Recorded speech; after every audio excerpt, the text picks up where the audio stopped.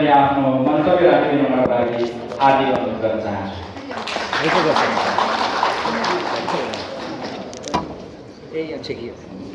जय मातु, जय श्रमदान। धन्यवाद छ कार्यक्रम सञ्चालक तथा संसदीय पार्टीका केन्द्रीय सदस्य हेरबहादुर बलज्यूलाई।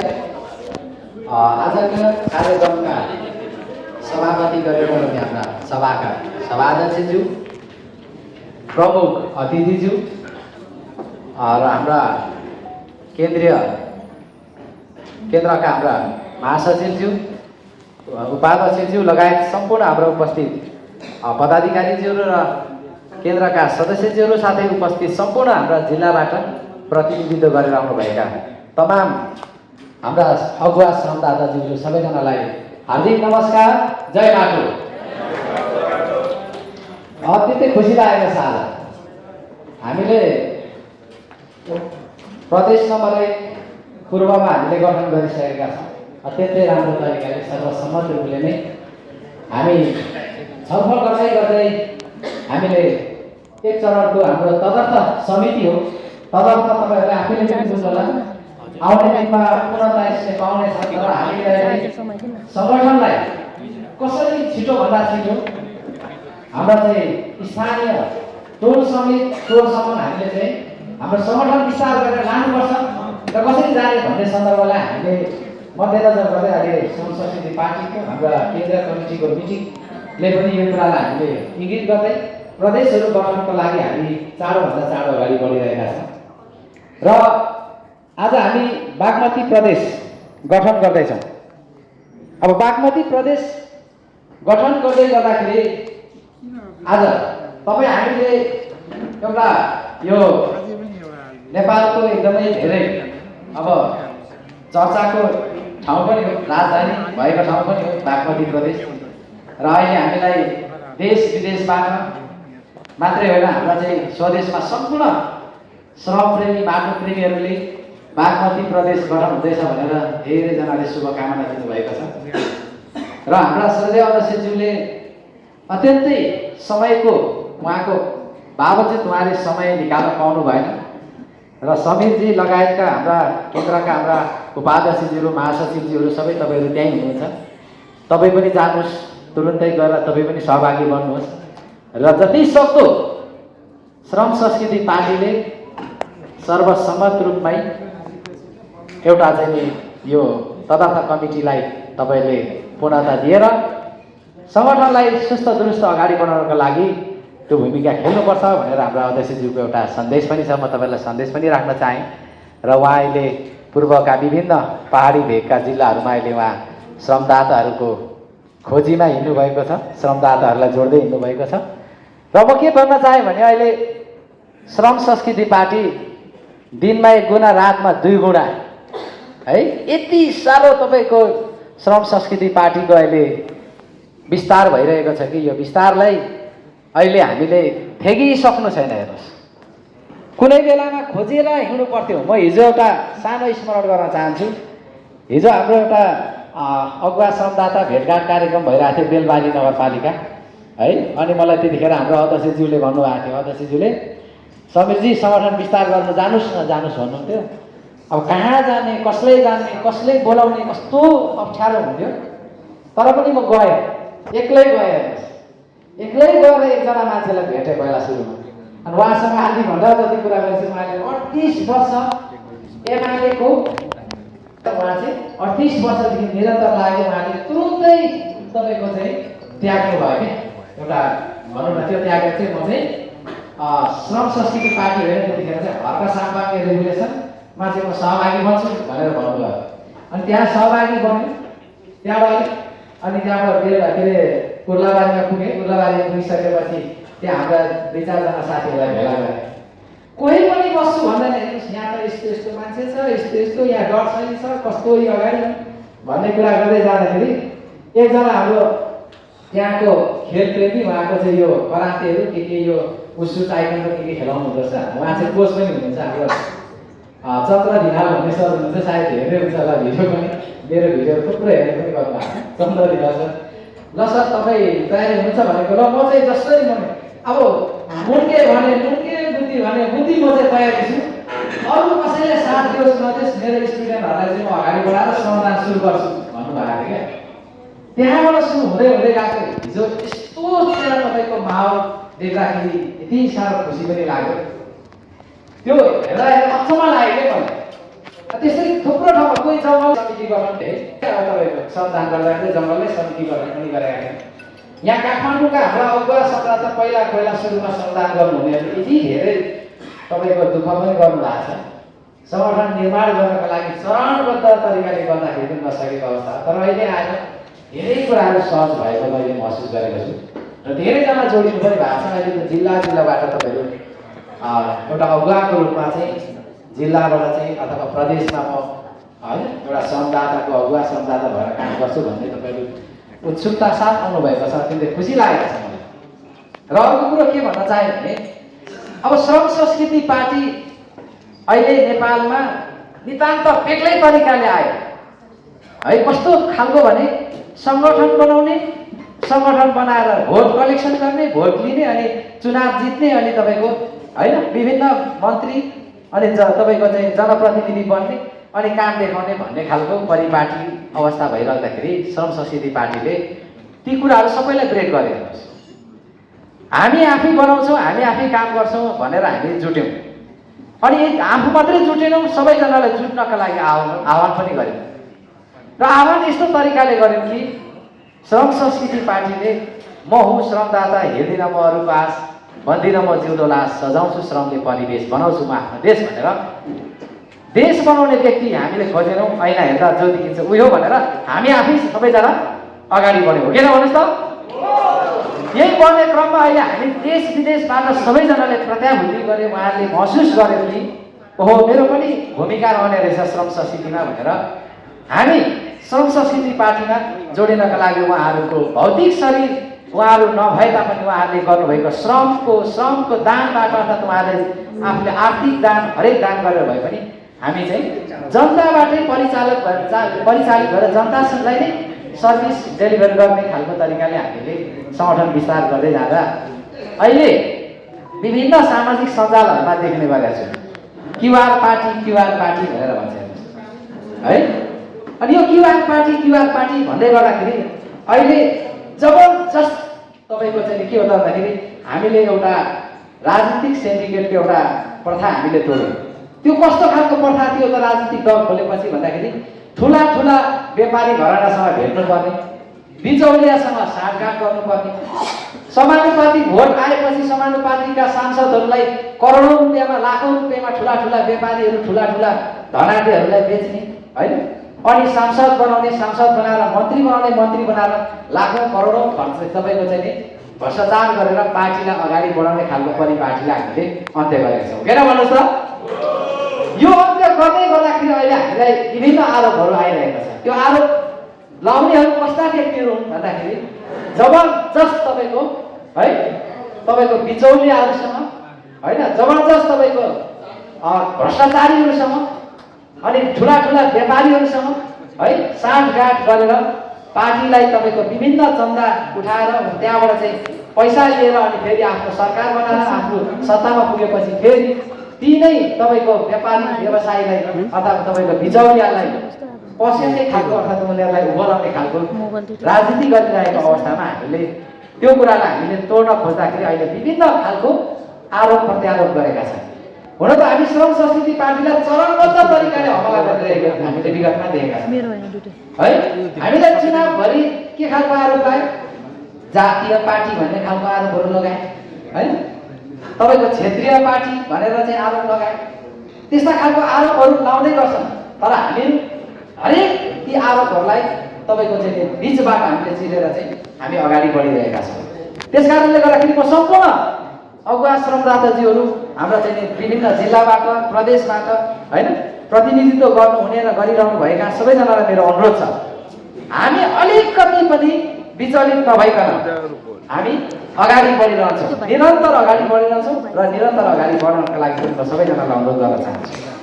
र अब एउटा यहीँबाट मैले केही कुराहरू भन्नुपर्ने कुरा छ। किन भन्दाखेरि श्रम संस्कृति पार्टीको एउटा जिम्मेवार व्यक्ति भएको हैसियतले सधैँ अध्यक्षज्यूले हामीलाई हरेक कमिटीहरू बनाउँदाखेरि समावेशी भूगोललाई हरेक क्षेत्रलाई होइन हरेक जातीय क्लस्टरहरू सबैजनालाई मिलाएर तपाईँहरूले अगाडि बढाउनका लागि तल्लो हाम्रो चाहिँ जनवर्गीय समेत समन्वय तपाईँहरूले चाहिँ एक प्रकारको रुलिङ गर्नु होला भन्नुभएको छ। यही मिडियाहरू धेरै हुन्छ भने हेर्दै हुन्छ होला, कतिजनालाई हामी भन्छौँ पनि, हामी मिडिया मार्फत भन्न चाहन्छौँ। साँच्चै नै आज यो श्रम संस्कृति पार्टी जतिको समावेशी होइन सबै भूगोललाई सबै जात सबै धर्म सबै वर्गलाई समेटेर निर्माण गरेको आज नेपालको इतिहासमा सायद पार्टी छ भने त्यो हो श्रम संस्कृति पार्टी हो किन भन्नु त। अब यस्तो पार्टीलाई अहिले विभिन्न खालको आरोप प्रत्यारोप त लाउँछ, तर हामी पछि हट्दैनौँ।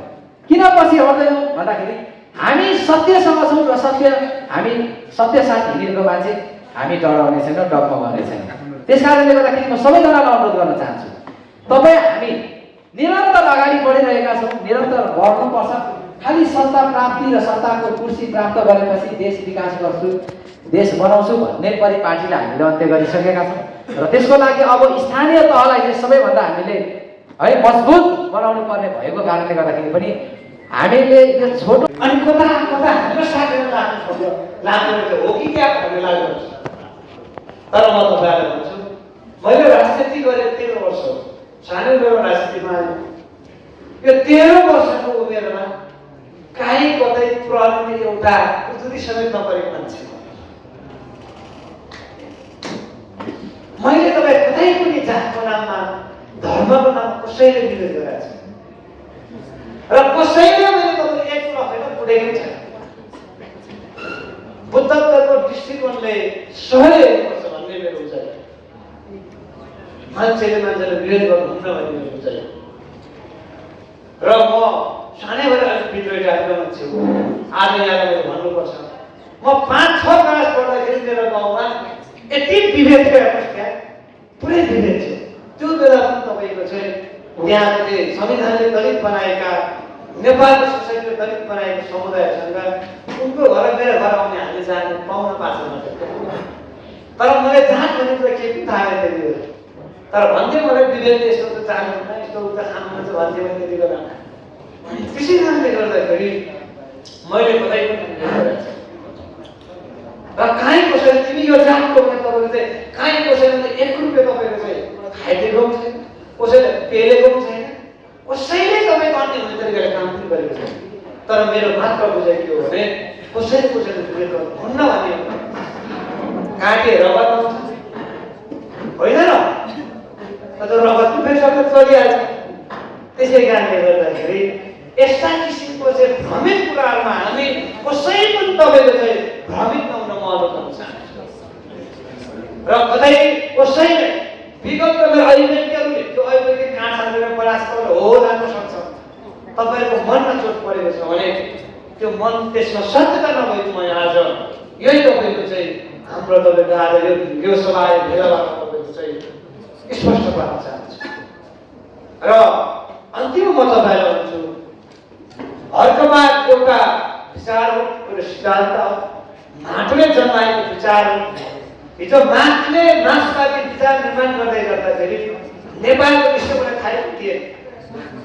माटोबाट उब्जिएको विचार, माटोले सिर्जना गरेको विचार, यो खोला नाला प्रकृतिले उत्पादन परिवर्तन गरेको विचार, त्यो विचारभन्दा विकल्पै छ। मार्क्सवाद, लेनिनवाद, माओवाद, थैतरिको समाजवादले देश बन्यो भने आज बनिसक्यो दाजुभाइ गएको बनिसक्यो। त्यसै कारणले गर्दाखेरि हामी त मान्छे भनेको जन्मसिद्धै मृत्यु पहिलो हाम्रो उपहार हो, जन्मिँदाको पहिलो उपहार मृत्यु हो। त्यसैले हामी मरेर गइरहँदा पनि हामी जाँदै गर्दा पनि हर्कबाद अमर रहनुपर्छ। हर्कबादले नेपालको परिवेश परिवर्तन गर्नुपर्छ। हर्कबादले नेपालको गरिबीलाई माथि उठाउनुपर्छ। हर्कबादले पार्टी जाति धर्मको नाममा फुटेको नेपालीलाई जोडेर सयौं ढुङ्गा गुरुकानी एउटै माला नेपाली भने जस्तै एउटै मालामा पुग्नुपर्छ। त्यसैले हर्कबाद अमर हो। त्यो अमरमा बन्नको निम्ति तपाईँको मैले सधैँ भूमिका खेल्नुपर्छ। तपाईँको मैले रगत पसिना बगाउनुपर्छ। तपाईँको मैले पसिनाको क्रान्ति गर्नुपर्छ। अनि मात्रै त्यो हर्कबाद अमर हुन्छ। यो हर्कबादको विषयमा हर्क शान्तज्ञले लागेर मैले लागेर यसो यहाँ चाहिँ अगाडि बसेको 2-4 जना साथीहरू लागेर अनि यहाँभित्र 2-4 साथीहरू लागेर हुँदैन साथीभाइ दाजुभाइ मैले सिंहको देश लाग्नुपर्छ र यदि त सिंहको देश जबसम्म हर्कबादमा लाग्दैन हर्कबादको विचार हुँदैन तबसम्म तपाईँले म लागिराख्नुपर्छ त्यो प्रतिबद्धताको साथ तपाईँले म लाग्नुपर्छ दाजुभाइ दिदीबहिनी तपाईँ अन्तिममा भन्न चाहन्छु लाखौँ पूर्वजहरूले आर्जेको भूमि नेपाल करोडौँ हाम्रा सन्ततिहरूले त्यसमा खेल्नेछन् रमाउनेछन् जिउनेछन् त्यसको सुन्दर भविष्यको निम्ति तपाईँले म सधैँ लाग्नुपर्छ हातमा हात काँधमा काँध साथमा साथ मुठी बसेर लाग्नुपर्छ भन्दै बिदा हुन चाहन्छु धन्यवाद जय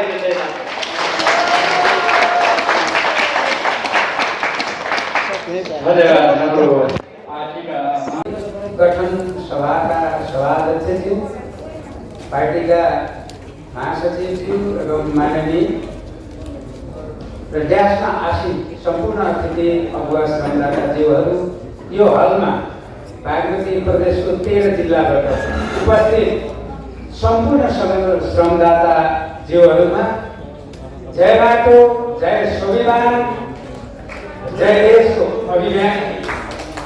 अभिनन्दन टक्राउँदै आज हामी किन भेला भयौँ र हामी के उद्देश्य प्राप्ति गर्नका निमित्त यहाँ भेला भयौँ यो विषयमा थोरै समय यहाँहरूको लिने अनुमति चाहन्छु हाम्रो श्रद्धेय अध्यक्षज्यूले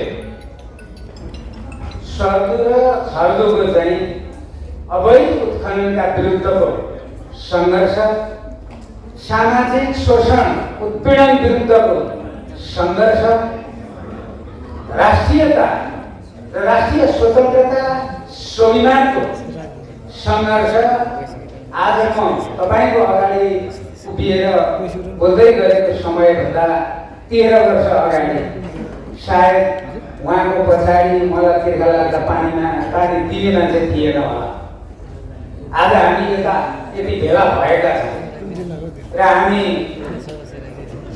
हाम्रो ठाउँबाट त्यो अभियानलाई मूर्तिकृत गर्न हामी हृदयबाट उत्साहित छौँ आभारी छौँ अनुबन्धित छौँ उत्प्रेरित छौँ भन्ने हामीसँग कुनै समस्या हुँदैन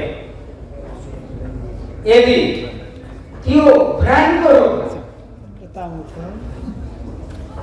चाहिँ आज हामी स्वीकारेर हर्क साम्पाङजीले गरेको योगदान हर्क साम्पाङजीको विचार हर्क साम्पाङजीको योजना त्यो कुरामा प्रभावित भएर हामी यहाँ भेला भएको हो र त्यो कुरालाई सफल बनाउन र त्यो विचारलाई यो देशमा कार्यान्वयन गर्न र त्यो विचार प्रयोग गरेर यो देश फुलाउन लागेको हो हामीसँग हृदय भित्रैबाट त्यो उत्प्रेरणाले काम गरिरहेको छ भने हामीसँग केवल राष्ट्रिय स्वार्थ हुन्छ केवल सामाजिक स्वार्थ हुन्छ त्योभन्दा बाहेकको स्वार्थ हामीसँग हुँदैन र जहाँ सामाजिक स्वार्थ हुन्छ जहाँ राष्ट्रिय स्वार्थले काम गर्छ त्यहाँ व्यक्तिगत स्वार्थ अगाडि आउँदैन यदि व्यक्तिगत स्वार्थ अगाडि आउँछ भने त्यहाँनिर त्यो चिज हुँदैन त्यसलाई पैसाकी बनाइएको छ भनेर बुझ्नुपर्छ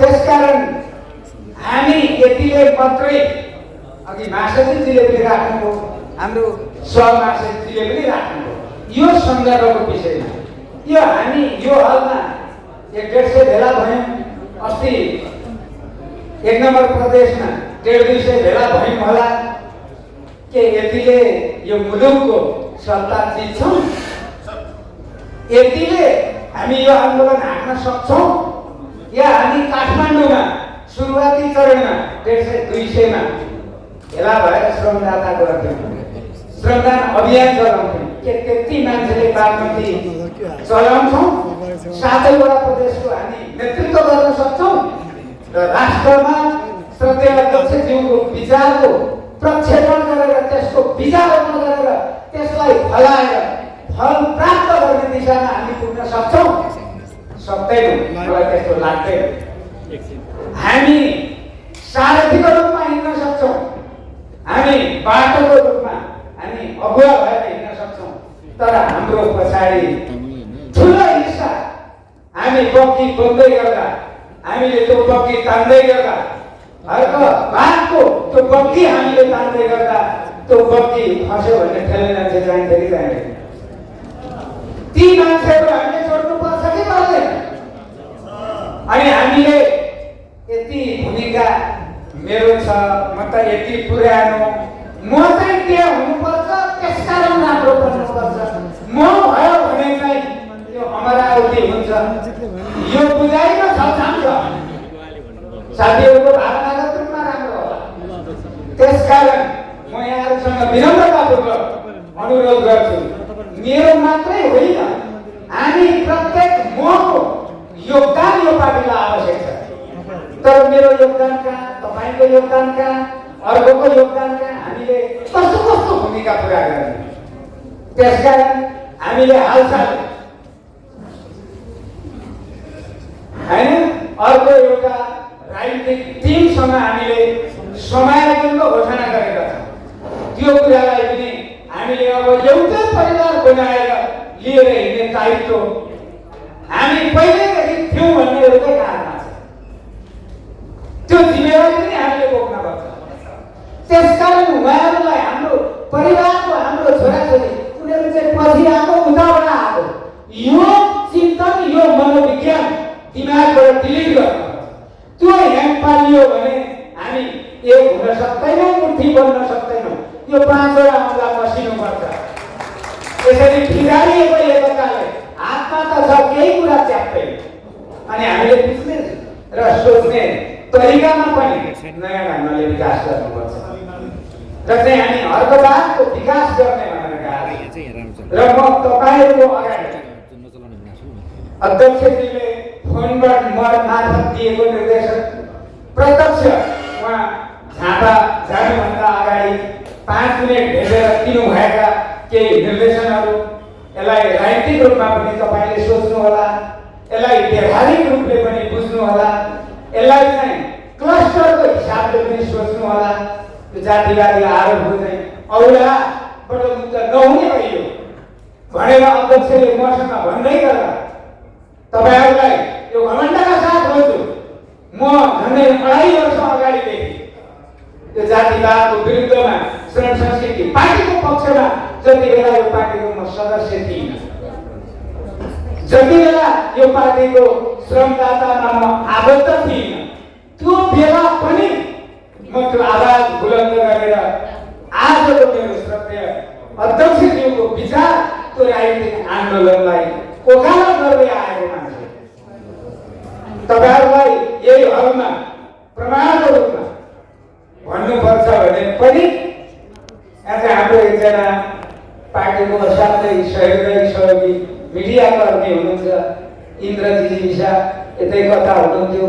मेरो घरमा 12-13वटा समेत क्यामेरा उपस्थित हुन्थे। मानौँ त्यो एउटा पत्रकार सम्मेलन, त्यो ढङ्गको बहस मैले व्यक्तिगत रूपमा गरेँ। त्यही बहसले मलाई आज यो स्टेज उपलब्ध गराएको छ। त्यस माननीय अध्यक्षज्यूले मलाई उपयुक्त ठान्नु, विश्वास गर्नु र चाहिँ एउटा पदाधिकारी अगुवा श्रमदाताको रूपमा जिम्मेवारी दिएर जानुभयो र अहिले पछिल्लो यो बागमती प्रदेशको यसलाई चाहिँ राजनीतिक सुव्यवस्थापन अथवा विचारमा भोलि उच्च निचो नहुने गरी अध्यक्षज्यूको त्यो खुल्ला यति चौडा छाती छ। हामीले धेरैलाई हाम्रो राईको बनाउन खोज्दैछौँ, धेरै साथीहरूलाई चित्त दुख्ला, हर्का साम्पाङ राईको मात्रै होइन, यो भाषाले जनता आएको हो। अनि मेरो समाजको, मेरो समुदायको भनेर तपाईँको नाता नजिक पर्ला, भाषा नजिक पर्ला, अनि ती फेरि लाएर तपाईँ हर्का साम्पाङको होइन, त्यो गर्नुभयो भने हर्का साम्पाङजीको विचारलाई लत्याउने हुने गर्न तपाईँ पनि त्यतिकै उदार हुन्छ। त्यो उदार छातीले यो आन्दोलनलाई उठाउने हो। लोकनाथ सुनावले श्रद्धेय अध्यक्षज्यूको विचारलाई, श्रम संस्कृति पार्टीको आन्दोलनलाई सानो ढङ्गले ढुङ्गा छुरालले त्यहाँ भूमिका पाउँछ भोलि कुन मन्त्रालय ताक्ने हो मसँग यो सत्ता छैन साथी हो र तपाईँहरूले त्यो देख्नु पनि हुनेछ यो मेरो दाबी हो यो मेरो प्रतिबद्धता हो तर यो पार्टीको निमित्त यो आन्दोलन आउँछ यो राष्ट्रको संविधान आत्मसम्मान र नेपाली जातिको रक्षा गर्न श्रम संस्कृति पार्टी ज्वालामुखी भएर यो राष्ट्रको उत्थानका निमित्त उठ्नुपर्छ अनि त्यो उठाउनका निमित्त तपाईँ यो हलमा भित्र छातीमा म यो भूमिकामा भए तपाईँ भएर के हुन्छ तपाईँसँग त्यो निष्ठा छ कि छैन तपाईँसँग त्यो त्याग र समर्पण छ कि छैन भोलि जिन्दगी कुर्बान गर्नुपर्ने हुन सक्छ हामीले थुप्रै कार्यक्रम सत्य अध्यक्षज्यूले कार्यक्रम गर्दा होस् या हामी अरू थुप्रै अगुवा श्रमदाताहरूले कार्यक्रम गर्दा होस् हामीले सधैँ बिरुवामा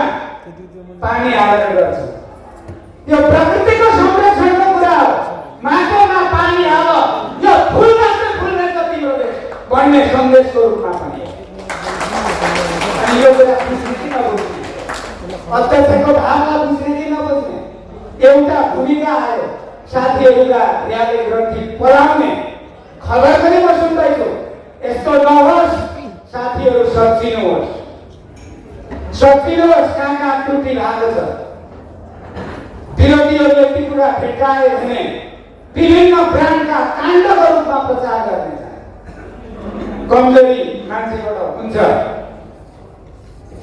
महान राजनीतिज्ञ लेनिनले भन्नुभएको छ कमजोरी मान्छेबाटै हुन्छ कमजोरी सच्याउनुपर्छ मान्छेले सच्याउँछ एक कमजोरी पछि अर्को कमजोरी हुँदै जान्छ भने त्यसलाई मान्छे भन्न विचार गर्नुपर्छ भनेर महान राजनीतिज्ञ लेनिनले पनि भन्नुभएको त्यसकारण सँगसँगै मैले भावना सेयर गर्दैछु साथीहरू कति बुझ्दै हुनुहुन्छ मैले राजनीतिक ढङ्गले पनि विषयवस्तु राख्दैछु र म कुटनीतिक विषयमा पनि तपाईँहरूलाई बुझाउन खोज्दैछु अनि हाम्रो वडा कमिटीको नेतृत्व कमजोर मान्छेले गर्ने हो भने हाम्रा वडा कमिटीहरू व्यवस्थित होलान् खुट्टाको बुढी औँला हो वडा कमिटी भनेको साथी हो कमजोर नठान्नुहोस् खुट्टाको बुढी औँला कमजोर भयो भने पैताला राम्रो चल्दैन याद गर्नु होला सबै टुप्पीमा आँटिँदैन तर टुप्पीप्रति औँला खडाइरहनुपर्छ त्यो निष्ठा र इमानको लागि राष्ट्रियता त गरे नगर्नको निमित्त त्यो बुढी औँलामा बस्ने साथीले खबरदारी गर्नुपर्छ यो छुट छ तर त्यो न्यायिक हुनुपर्छ पार्टी आन्दोलनको पक्षमा त्यसकारण हाम्रा गाउँपालिकाहरू छन् नगरपालिकाहरू छन् ती थुप्रै ठाउँमा मान्नुहोस् कति नेता चाहिन्छ